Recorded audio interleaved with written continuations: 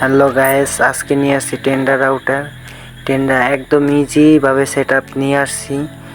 আপনারা ইজিভাবে এইটা সেট আপ দিতে পারবেন।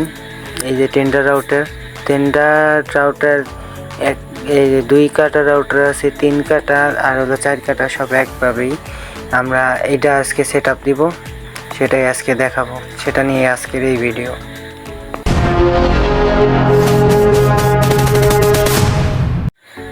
এখন আমরা ওয়াইফাইতে যাব। ফোনে ওয়াইফাইটা ওপেন করে নিলাম, নিয়ে ওয়াইফাই কানেকশনে যাব।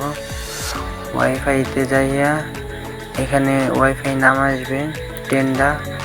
এই যে টেন্ডার আসছে, টেন্ডারটা কানেক্ট দিব। কানেক্টিং হচ্ছে, এই যে একটা পেজ আসছে, আমরা ওই পেজ থেকে কানেক্ট নিব না আর কি। আমরা ক্রোমে ওপেন করব। ক্রোমে যাইয়া সার্চ লিস্টে লিখব 192.168.0.1। এটা লিখে সার্চ দিলেই যে এই পেজটা ওপেন হবে। ওই ওপেন হইলে ডিএসপি মোডেও দিতে পারি আমরা, HTTP-তেও। তো আমরা পিপিপি কানেকশন দিব, দিয়া ইউজার নেম এটা হলো আইএসপির কাছ থেকে নিব আমরা, নিয়ে আইএসপি থেকে পাসওয়ার্ডটা নিয়ে তারপর কানেকশন দিব। এইখানে হলো ওয়াইফাই নাম দিব আর হলো পাসওয়ার্ড দেবো। রাউটারের যে নাম থাকবে আর কি, সেই নামটা দিতে পারি। এই নামটা দিয়া আমরা হলো কানেকশনটা দিতে পারি আর কি। ওই নামটা থাকবে, ওয়াইফাই যেই নামটা থাকবে আর কি, সেই নামটা। আর এই যে পাসওয়ার্ডটা আমাদের ইচ্ছা মতো দিতে পারি।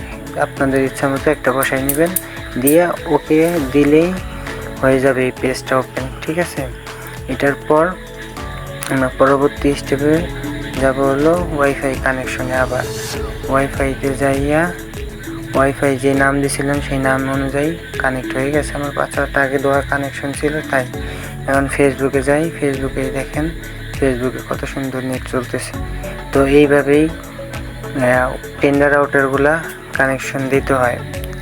আইএসপির কাছ থেকে ইউজার নেমটা আর পাসওয়ার্ডটা নিলে এইভাবে আপনারা নিজেরাই রাউটারটা সেট আপ দিতে পারবেন।